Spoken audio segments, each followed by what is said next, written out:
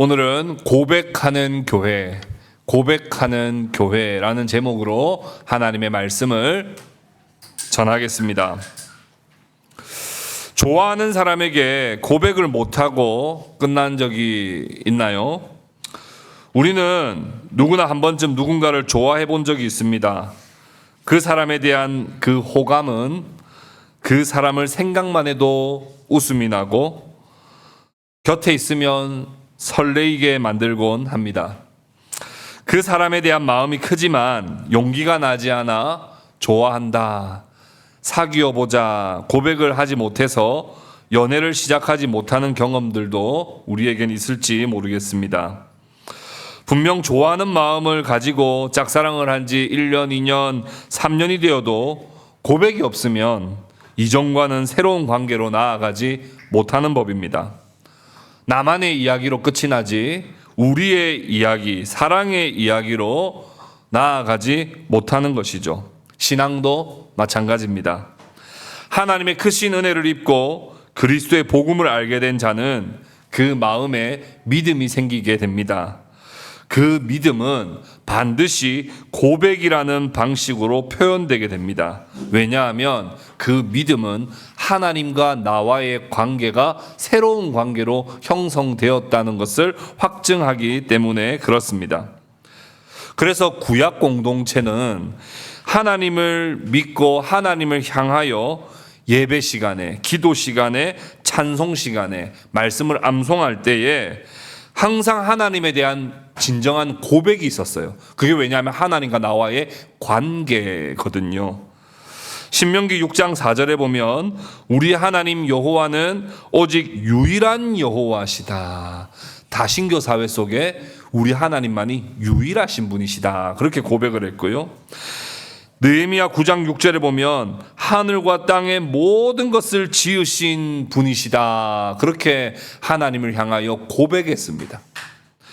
시편 23편 1절에 보면 여호와는 나의 목자시니, 시편 46편 1절에는 하나님은 우리의 피난처시요 힘이시니 환난 중에 만날 큰 도움이시라.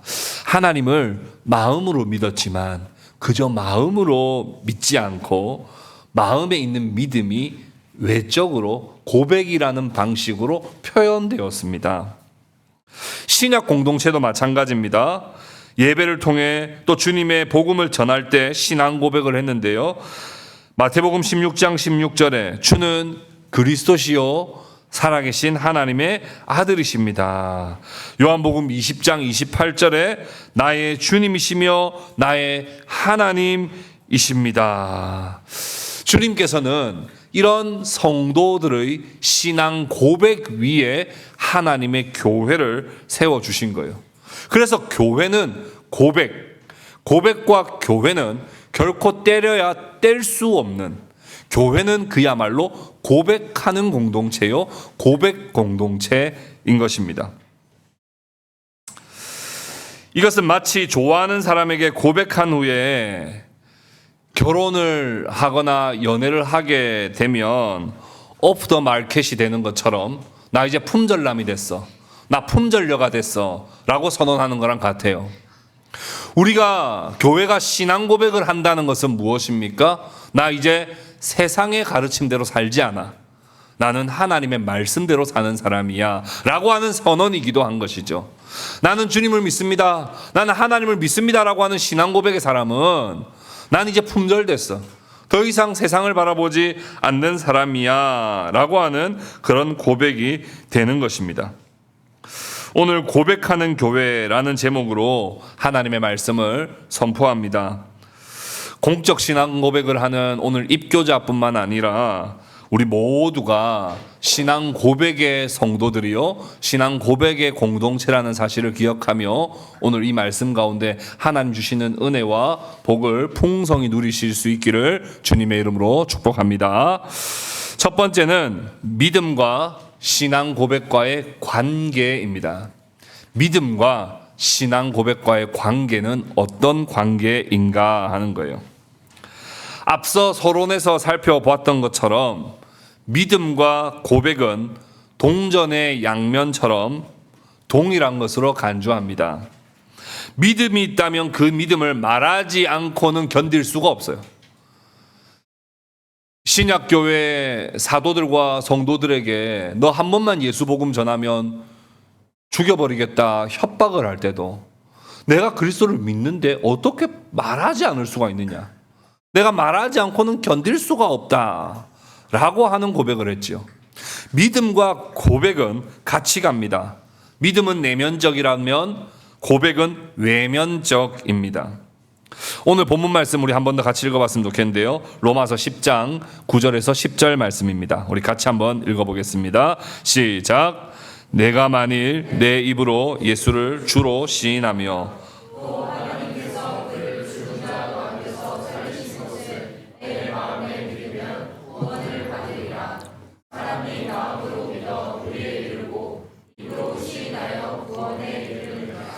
아멘.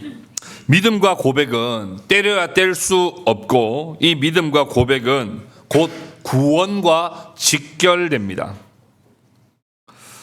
내가 만일 내 입으로 예수를 주로 시인하며 또 하나님께서 그를 죽은 자 가운데 살리신 것을 내 마음에 믿으면 구원을 받으리라. 이것은 두 가지의 형태로 드러나지만 사실은 같은 말입니다. 믿는 것과 고백하는 것은 붙어 있는 거예요. 믿는데 고백을 안 하거나 고백은 하는데 안 믿거나 하는 것은 사실은 정상적이지 않다는 거예요. 제가 한 4가지 기준을 알려드릴게요. 여러분 어디에 부합하는지 여러분 자신을 한번 살피시고 우리가 어떤 신앙의 사람, 어떤 구원의 사람이 되어야 되는지 함께 살펴보시기 바랍니다. 첫 번째, 그리스도의 복음에 대하여 마음으로 믿고 입으로 시인하며 고백하면 건강한 신앙인입니다. 마음으로 믿을 뿐만 아니라 늘 입으로도 시인하고 입으로 시인한 대로 늘 살아가는 사람은 사소한 계산하는 것을 포기한 사람이에요. 내가 다른 이익 같은 거, 사소한 이익 같은 거 따지지 않고 내가 믿는 대로 말하고 내가 말하는 대로 살겠다는 그런 사람은 정말 하나님의 말씀에 그리스도의 사역에 인격적으로 반응하는 성숙한 신앙의 사람입니다. 그런데 두 번째 케이스는 그리스도의 복음을 마음으로는 믿지만 입으로 시인하고 찬양하고 고백하지 않으면 연약한 신앙인이라 할 수 있겠습니다.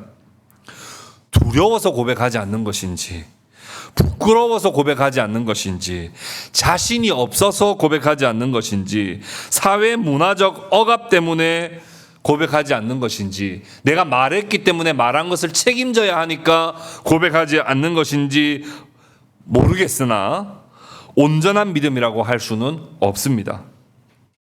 마음으로 정말 믿고 있다면 뿌리는 있는 것인데 고백하지 않는 삶은, 그걸 드러내거나 찬양하거나 전하지 않는 삶은 그건 열매가 없는, 열매 맺지 못하는 나무와 같다는 거예요.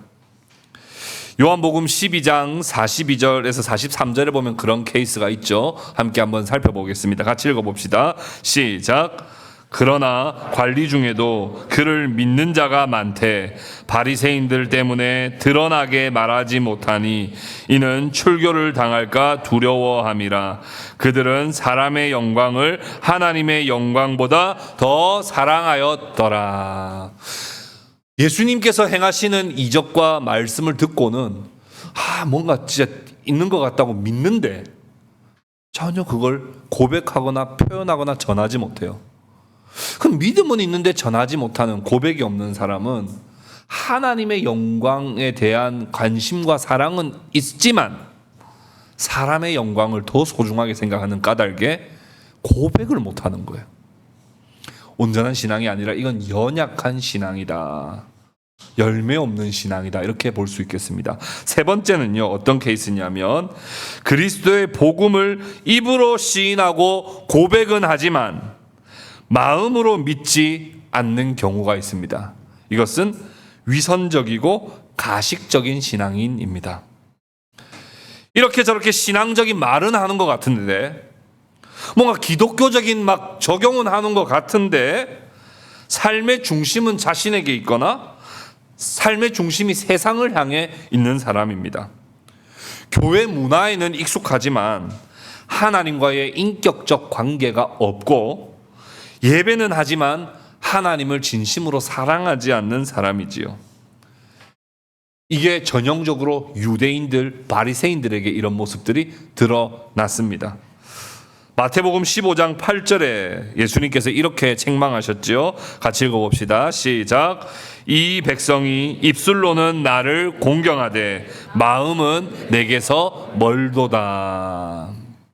뭔가 하나님 하는 것 같은데 사실은 마음으로는 하나님과의 깊은 관계가 없는 사람인 거죠.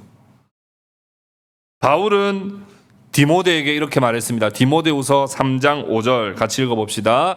시작. 경건의 모양은 있으나 경건의 능력은 부인하니 이 같은 자들에게서 내가 돌아서라.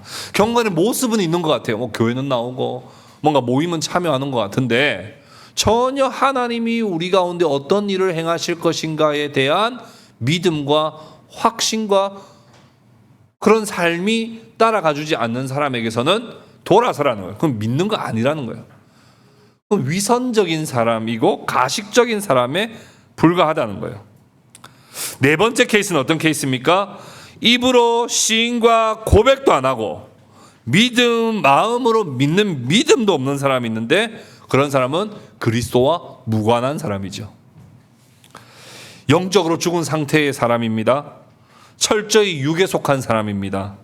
진리의 빛을 깨닫지 못하고 어둠 속에서 헤매는 자들입니다. 사랑하는 형제 자매 여러분, 여러분 어떤 케이스에 속합니까? 예수 그리스도를 주라고 마음으로 믿을 뿐만 아니라 입으로 시인하여 그리고 말한 대로 살아냄을 통하여 참된 구원의 성도들이 다 되실 수 있기를 주님의 이름으로 축복합니다. 여기서 시인하다라는 말은요, 헬라어로 호몰로기아라는 말입니다. 이 호몰로기아라고 하는 말은 뭐냐 하면요, 공식적으로 고백하고 증언하다라는 말이에요. 공식적으로 고백하고 증언하다.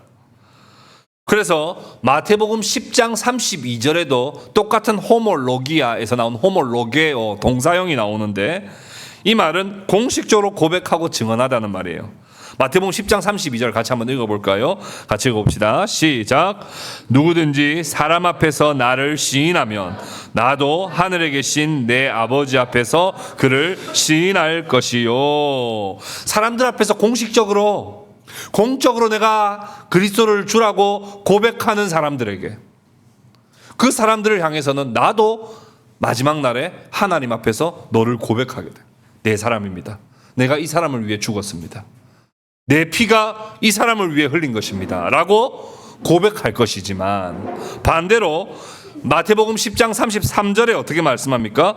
누구든지 사람 앞에서 나를 부인하면 나도 하늘에 계신 내 아버지 앞에서 그를 부인하리라.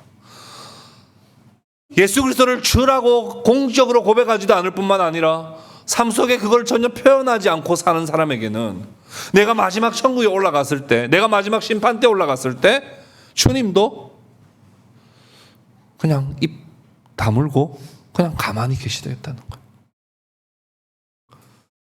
우리가 최후 심판 때 가면 우리가 이 땅에 살았던 모든 삶을 다 직고해야 됩니다. 로마서에 그런 말씀이 있죠. 우리가 해야 살아왔던 거, 생각했던 거, 말했던 거 다 직고합니다. 그런데 그때 우리의 직고하는 그 삶이 하나님의 의로움에 받아들여지겠습니까? 안 받아들여지죠. 그때 누가 등장하셔야만 되는 거예요? 그리스도께서 내가 저를 위해 죽었습니다 라고 하면 우리가 이 땅에서 살았던 연약한 삶이 있지만 하나님 앞에서 우리가 영원한 생명을 얻게 되는 그 심판대 앞에 그리스도께서도 우리를 시인하시거나 아니면 우리를 부인하신다는 거예요.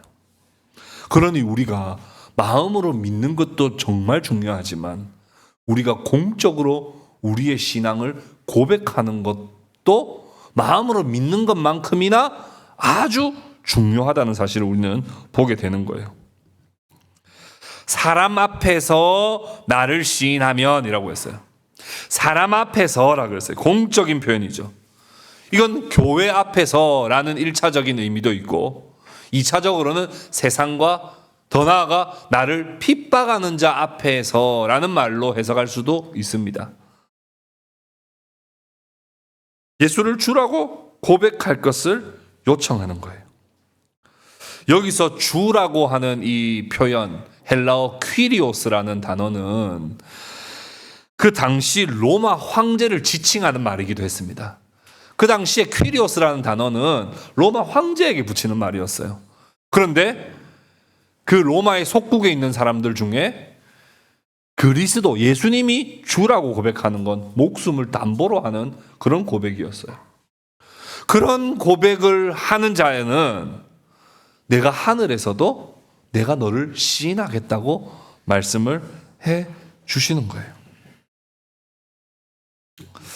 여러분 오늘 본문 말씀 다시 한 번만 더 자세히 보십시오.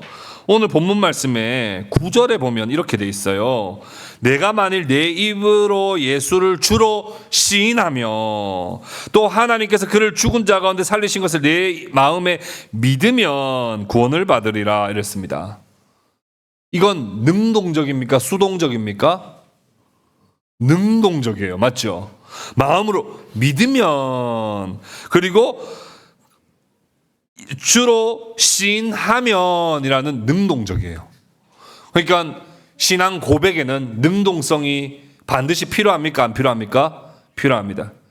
해라 해가지고 하는 거 아닙니다. 내가 능동적으로 예수를 믿고 내가 예수를 고백하는 거예요. 담대하게 고백하는 거예요. 예수는 나의 주라고.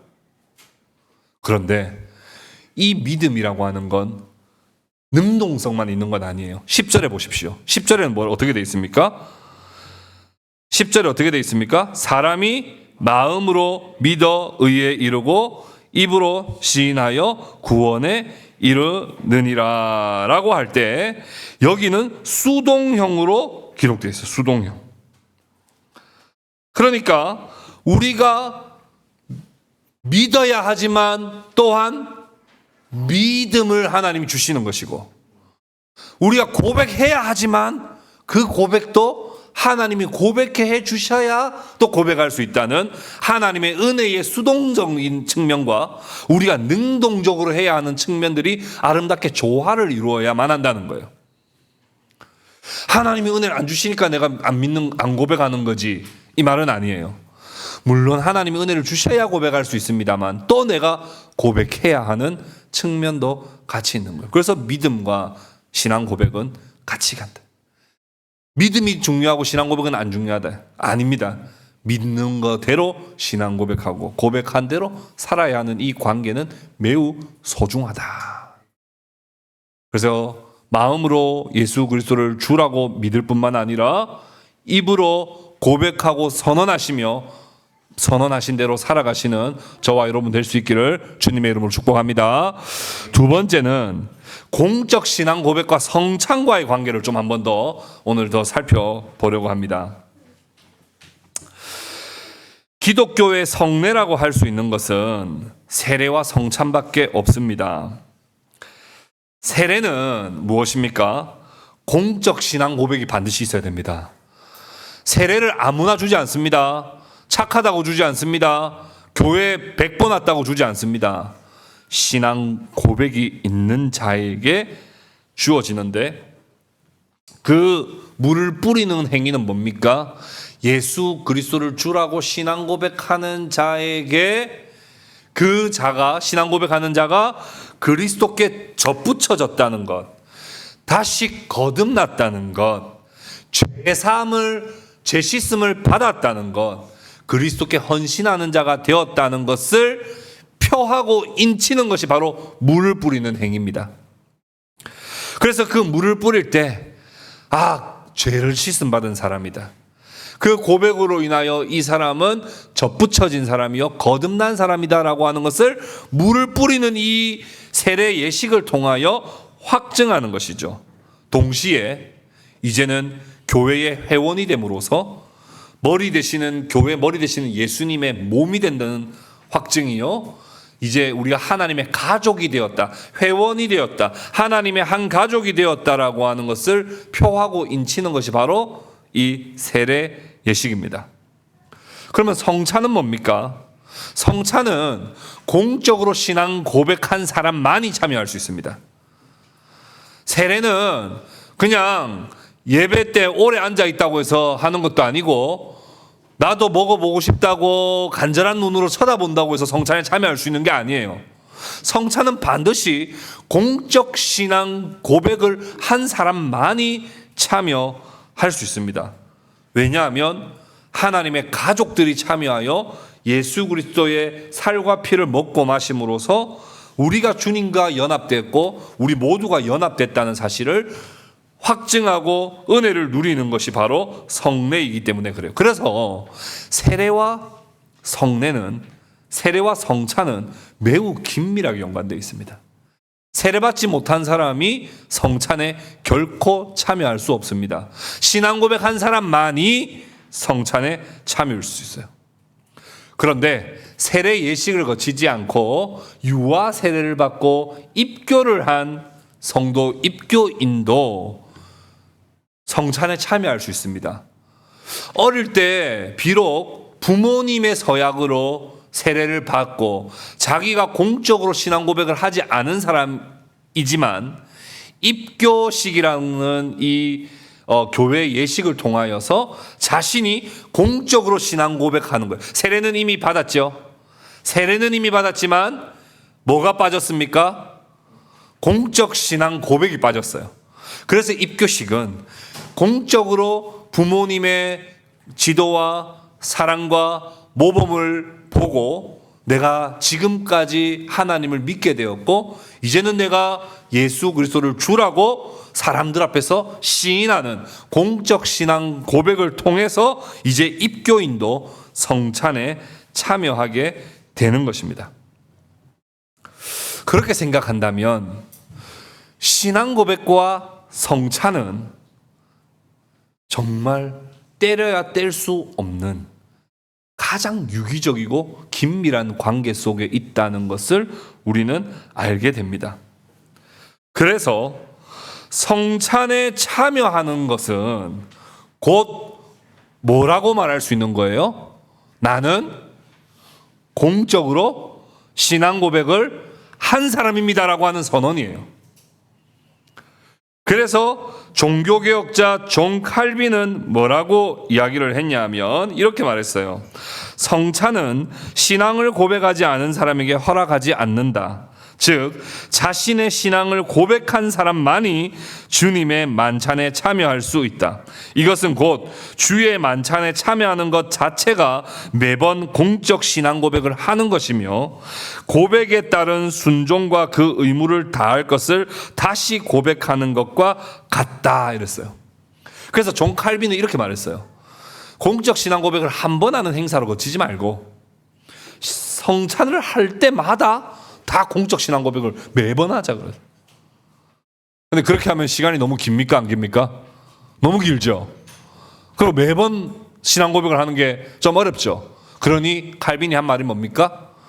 성찬을 참여하는 것 자체가 이미 뭐라고요? 나는 공적 신앙 고백을 한 사람입니다 라는 고백이요. 공적 신앙 고백을 한 대로 나는 살겠습니다 라고 고백하는 자리요, 그 고백을 확증하는 시간이요, 그 고백한 대로 살겠다고 다짐하는 것이 바로 성찬이다 이렇게 말했습니다. 오늘 우리 입교식이 있습니다. 입교식에 사랑하는 자매가 공적으로 신앙 고백할 때 우리는 맞아, 나도 저렇게 공적으로 신앙 고백했는데 라고 생각해야 할 뿐만 아니라 우리 모두가 성찬에 참여할 때, 입교한 자가 오늘 성찬을 허락받아 오늘부터 이제 성찬에 참여할 때 여러분들은 나는 옛날부터 그냥 세례받아서 성찬에 그냥 참여하는 건 당연한 거야, 난 그런 자격이 있는 사람이야 라는 마음으로 참여하는 것이 아니라 맞아, 나도 공적 신앙 고백을 했기 때문에 성찬에 참여할 수 있는 거지. 그렇다면 내가 신앙 고백한 대로 내가 그렇게 살아야 되겠다라고 다짐을 하고 결단을 하는 그 은혜의 자리가 바로 성찬이라는 사실을 우리는 기억해야 합니다. 그렇기 때문에 성찬은 공적 신앙 고백이에요. 예수를 주라고 고백하는 시간이요, 예수님의 가르침대로 살겠다는 선언이요, 예수님과 나는 한 몸이라고 하는 고백입니다. 그 고백을 하려면 우리가 죄의 모습을 그대로 가지고 이 성찬에 참여할 수 있을까요? 없습니다. 절대 그럴 수 없습니다. 마치 바람 피고 있으면서, 마치 딴 남자 딴 여자 만나고 있으면서 또 데이트 가서 사랑해 우리 데이트하자, 우리 뽀뽀하자 하는 건 똑같은 거예요. 내가 계속 있으면서 바람 피고 있으면서 또 그냥 여기 와서 그냥 데이트하고, 그럴 수 없는 것이죠. 그러려면 우리 죄를 살펴야 되는 거예요. 그래서 성찬식은 일주일 전에 반드시 공지를 합니다. 왜요? 성찬에 참여하려면 자신의 죄를 살펴야 되기 때문에. 이건 교회가 정한 법 아닙니다. 말씀이 이야기하고 있습니다. 고린도전서 11장 28절 같이 한번 볼까요? 고린도전서 11장 28절입니다. 우리 같이 읽어봅시다. 시작. 사람이 자기를 살피고 그 후에야 이 떡을 먹고 이 잔을 마실지니. 왜요? 공적 신앙 고백을 하는 자리라니까요. 이 자리가 입교자만 선서하는 시간이 아니라 여기 나오는 것 자체가 내가 예수만을 주로 섬기겠습니다. 내가 예수님의 말씀대로 살겠습니다. 내가 주님의 순결한 신부로 살겠습니다 라고 선언하는 시간이기 때문에, 내가 바람 피고 있었나 안 피고 있었나 다 내 전화번호 지우고 다 이별하고 다시 내가 와야 되는 거지, 계속 카톡 올리고 있는 중에 와가지고 데이트할 수는 없는 거예요. 그럴 수는 없는 것이죠. 그래서 세례를 받았다 할지라도 고의적으로 범죄하고 있거나 주를 부인하고 있거나 주님의 말씀에 순종할 의지가 없다면 세례 받은 사람도 성찬에 참여하지 않는 것이 좋습니다. 왜냐하면 이건 그냥 앞에 와서 마시는 빵과 포도주를 마시는 그런 행사가 아니에요. 내가 주님의 살과 피를 먹고 마심으로 내가 주님과 이제는 한 몸이 되어 주님께 순종의 삶을 살겠습니다라는 신앙 고백적 의미가 깊이 있기 때문에 그래요. 고린도전서 11장 27절 읽어보겠습니다. 시작. 그러므로 누구든지 주의 떡이나 잔을 합당하지 않게 먹고 마시는 자는 주의 몸과 피에 대하여 죄를 짓는 것이니라. 합당하게 먹고 마시는 자가 아니라면 내가 정말 주님을 위해 살겠습니다. 내가 주님과 나는 이제 한 몸이고, 내가 주님 안에, 주님이 내 안에, 이제 내가 사는 것이 아니요 내 안에 주님이 사시는 삶이고 주님이 인도하시는 대로 난 걸어가겠습니다 라는 마음 없이 그냥 오늘 나오라니까 나오고, 그냥 민망하니까 나오고, 쟤는 왜 안 나가 하니까 나오고, 그냥 아무 생각 없이 딴 생각하면서 세상 걱정하면서 그냥 이 잔을 마시는 건 그거 오히려 그리스도의 피를 모독하는 죄가 된다고요. 죄가 된다고요.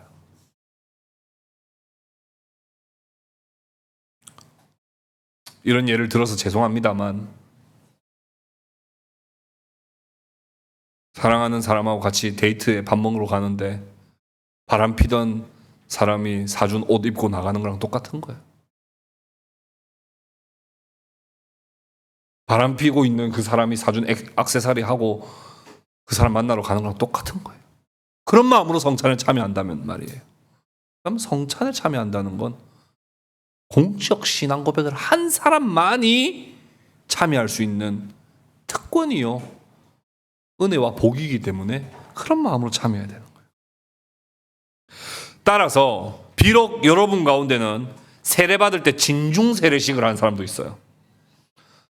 군대에서 그냥 나오라 해서 초코파이 준다 하니까, 햄버거 준다 하니까 그냥 따라 나와서 세례 받은 사람도 있을 거예요.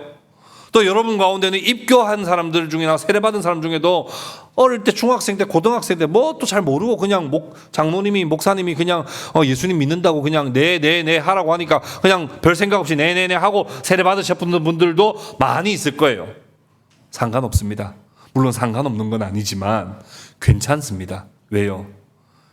성찬에 참여하는 여러분들은 다시 그 신앙 고백을 새롭게 하는 자들이요. 그때는 비록 모르고 했지만 지금은 알고 아는 자요.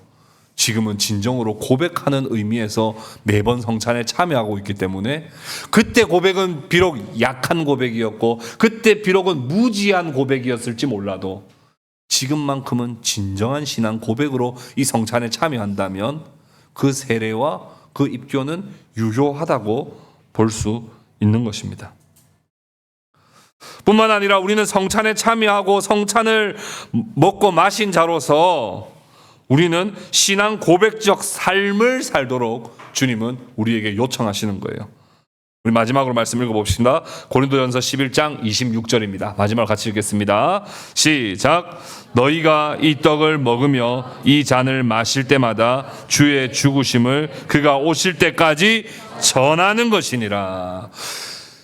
이 성찬은 고백한 자만이 참여할 수 있고 고백하며 참여하는 거지만 참여했다면 이제는 어떻게 해요? 주님이 오실 때까지 또 고백적 삶을 살도록 요청받고 있습니다. 주님이 다시 오실 때까지 예수 그리스도가 주님이시라고 하는 사실, 그분만이 유일한 구원자라고 하는 사실을 주님이 오실 때까지 우리는 선포하고 전하는 삶을 살아야 하는 것입니다. 오늘 입교하시는 우리 자매와 또 이곳에 함께 증인으로서 또 하나님의 영적 가족으로서 무엇보다도 먼저 신앙 고백을 한 자로서 또 성찬에 같이 참여하며 함께 신앙 고백을 하는 자로서 우리 모두가 고백적 공동체, 그리스도를 마음으로만 믿는 것이 아니라 입으로 시인하고 고백하며 고백을 넘어 그 그리스도의 주되심을 선포하고 전하는 자로 자라나는 저와 여러분들이 다 되실 수 있기를 삼위 하나님의 이름으로 축복합니다.